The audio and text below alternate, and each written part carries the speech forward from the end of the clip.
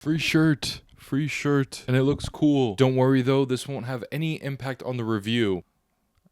Hey there, Cinephiles. Today I'm reviewing Furiosa, a Mad Max saga. As high octane as it is personal, this follows Furiosa, a character that we meet in Mad Max Fury Road. This is essentially her origin story, and she's played by not only Anya Taylor-Joy, but also by Ali LeBrown. Now, does this reach the heights of Mad Max Fury Road? Sometimes. But overall, as a film and comparing the two, I would lean towards Fury Road a bit more. And that is not to say that this movie is bad at all. It's actually really good. George Miller just has such a vision with this world. It's actually insane how he's able to dream up all of these scenarios, not only in the world building, but also in the action scenes. There's a scene that takes place on the road in the middle of this movie, and oh my goodness, it's lengthy and it's just absolutely stellar. Truly one of the peak scenes of any action movie that I've seen ever, especially on an IMAX screen. And that's something to be said too about this film, especially when comparing it to Fury Road. The action scenes and just kind of the world itself is a lot more CG heavy. And honestly, that kind of lends itself to both positive and negative things. In Fury Road, you get this gritty and grimy world that's done through practical effects and sets and stunts. However, in this one, it's also still grimy and gritty, but there is this sort of slight polish with the CG. And that polish also just kind of slightly takes away from the overall danger of the film, because you do know that it's CG. It's not the most polished thing in the world in the sense of CG and just how much they've rendered it. Like, you can clearly tell it's CG. However, and this is a major however, if you're gonna use CG, this is the way to use it. George Miller and company just kind of took this approach to the CG that it's basically them stating, hey, it's practically animation, so we can kind of do whatever we want with it. And it's because of that Miller's imagination is just shining through in some of the best possible ways. You get stuff in this that people probably would have died for on set if they actually attempted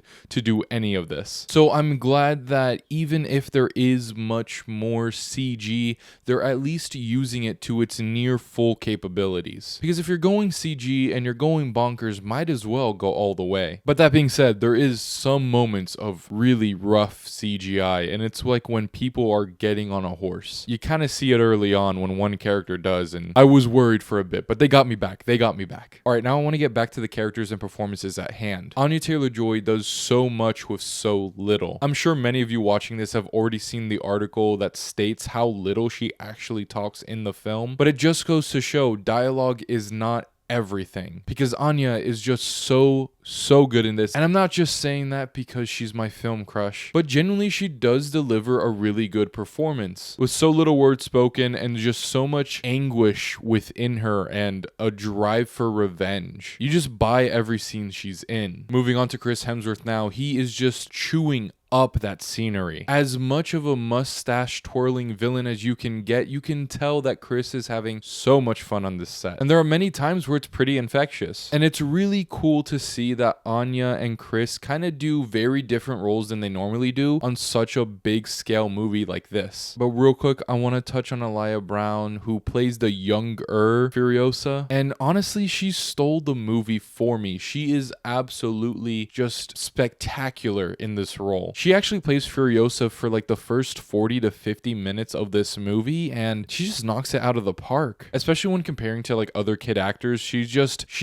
able to be Furiosa and not just a kid actor playing a younger version of this character. And her combining with Anya Taylor-Joy to play Furiosa, they both just seamlessly play this character just so well. And it's the overall arc of this character and just the overall arc of this movie that I think I'm going to like Fury Road a whole lot more because of it. And that's what prequels should do. It should grow your appreciation of the original movie that it spins off of. And I just cannot wait to see these movies back to back, despite Furiosa being pretty dang long. Its runtime is just over 2 hours and 20 minutes, and you do feel it. It's not the best pacing in the world, but I had a really good time during it that I don't fully mind it. And maybe on my second watch, now that I know how the story flows and where it's going and where it decides to tell the story in bits, maybe I'll like it a bit more. But I could also see me not liking the pacing as much, or even liking it even less, because I do find myself wanting them to actually explore two very specific chapters a bit more. For as long as this movie takes in certain moments, it kind of just brushes over other moments that I thought would have been incredibly interesting to stay in for a bit more. But that being said, for as long as we stay in this movie, I just gotta applaud the craft in this film. I really like what they do with the costumes and makeup in here. Some of the makeup is very cheesy, but at least through the costumes, you're able to tell how long it's been since certain scenes have happened, because there's a natural evolution told through some of these costumes, especially Chris Hemsworth's character. I know many people have pegged this movie as being the one to contend with Dune Part 2 for all of the tech categories, but honestly, I only really seeing it beat serious competition for costumes and for sound. For as good as the other aspects are, it's still no Dune 2. But if there was a stunt category, which there should be by now, this would have it in the bag. Overall, Furiosa: A Mad Max Saga is exactly that. A saga, an odyssey, one that spawns a multitude of years, and yet is also personal, as you clearly understand where the character's coming from and what they want at the end of the day. You may know where it's going, especially if you've seen Fury Road, but you're just excited and you're along for the ride the entire time. It may handle its pacing very weirdly, and the CG may not be the absolute top tier greatest thing in the world, but overall, this is just a really, really fun time. I give Furiosa: A Mad Max Saga